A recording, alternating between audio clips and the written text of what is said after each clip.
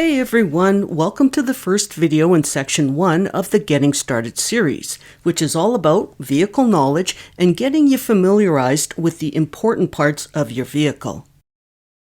So let's start off right here at the driver's seat, talking about what needs to be done to get the seat set up specifically for you.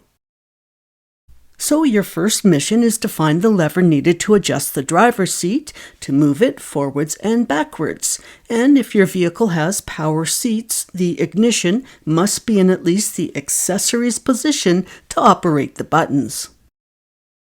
And if your vehicle has manual adjusters, there's many ways this can go. But your first task is to feel around the bottom area at the front of your seat for this bar, which will allow you to move your seat forwards and backwards. And when you have the bar adjuster like this one in the front, then there are many types of levers you can have on the side of the seat, like this here, where you pull up to adjust the back of the seat. And then there's lots of other types where there is no bar in the front, where all the adjusting is done on the side of the seat, like in these two examples here. So in the first example, the first lever will move the seat forwards and backwards, and the second lever moves the back of the seat. Then in the next example, there's 3 levers, where the first lever raises the seat up and down, the second lever moves the seat forwards and backwards, and the third lever moves the back of the seat. So that should give you a bit of an idea of how some seat adjusters work. And here's a little tip if you're struggling to move your seat forward. It can sometimes be helpful for you to hold on to the top of the steering wheel to help pull the seat forward and into position. Now there's 2 things that you want to check to make sure that the seat is in the best position for you.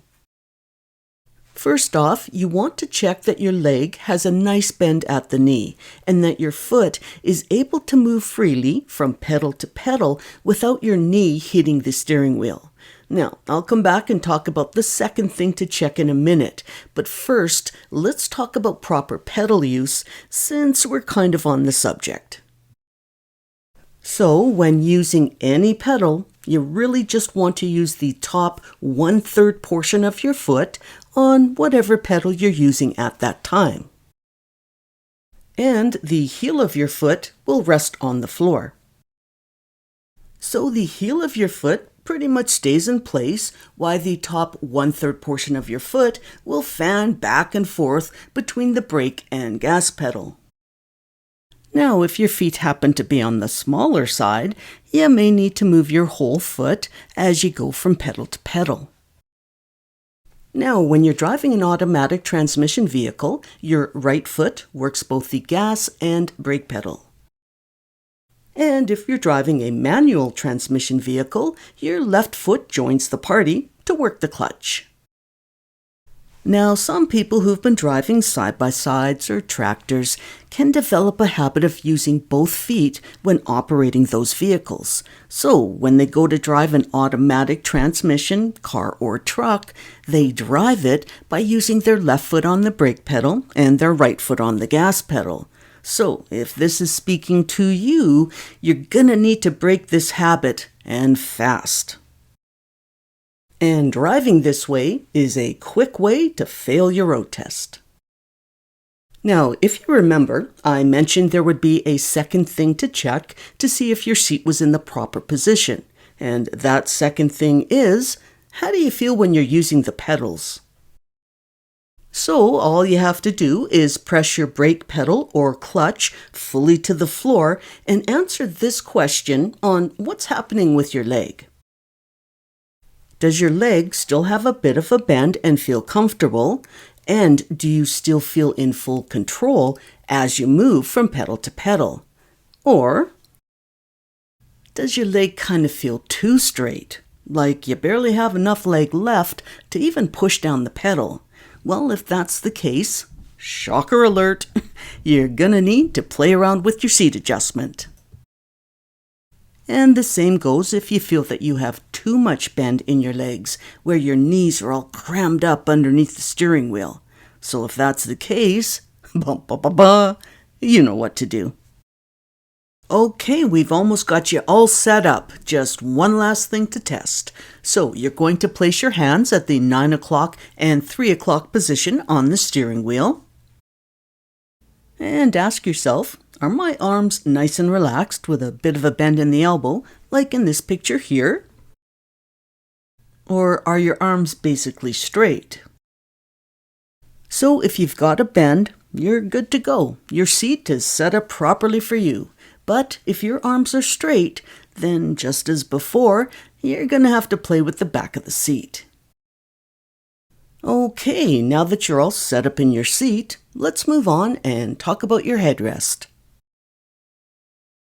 Now, the most important job of a headrest is to help prevent neck injuries, such as whiplash or worse, if you're involved in a collision. But if it's not set up specifically for you, it's not going to be very helpful. Now you want to adjust your headrest so that the top of the headrest lines up somewhere between the top of your ears to the top of your head. Now the headrest itself needs to be as close to the back of your head as possible as you sit normally in your seat. So basically, if it's more than 4 inches away from your head, you're not getting much protection. So as you can see in this correct example, there's little room for your neck to be able to move backwards when your headrest is set properly. So by limiting this space, you're limiting your chance of injury, or at least the severity of that possible injury. Now, sometimes just moving the headrest alone doesn't quite get it to where it needs to be. Sometimes you're going to need to move the back of your seat forwards as well. Now, because there are so many different body types, here's a simple test that you can do to be sure that your headrest is set properly for you. Now, you want to lean back so that your head is resting against the headrest, and then, if your headrest is set correctly, your head will stay relatively straight. But if your chin dips down, your headrest is too high. And if your chin goes up, your headrest is too low. And sometimes, no matter what we try with the seat or the headrest, nothing quite works. But the good news is, there are a ton of cushions and pillows out there that will help bridge this gap. Just do a search using the words car neck rest support or car neck rest pillow, and you'll definitely find something that works. Now, here's some additional information that all drivers really need to know. If you're involved in a crash and you haven't adjusted your headrest, or you didn't have your seatbelt on, or any other safety precaution provided in the vehicle, it doesn't matter if you're the driver or passenger, you may have a fight on your hands with the insurance company when you put your claim in. Because there's something called contributory negligence, which basically means that the law places a legal duty on all of us to reasonably look out for our own safety to the best of our ability. And if we fail to do so, and our injuries would have otherwise been reduced if we had done so, well, our entitlement to fair compensation for any injuries can be reduced. Now, myself, I never want to risk it, so I always take the time to set my headrest, whether I'm the driver or passenger. And just talking injury alone, whiplash can occur in speeds less than 10 kilometers per hour. 10! And once you've injured your neck, it's never the same. Ever. Okay, now that cheery subject's done and over with, this looks like a good place to end. But first, just a quick reminder, if you like this video and want to be a big help, hit that like button. Alrighty, so when I see you over at the second vehicle knowledge video, we'll talk about all the different mirrors, the steering wheel, starter, and shifter. So until next time, take care.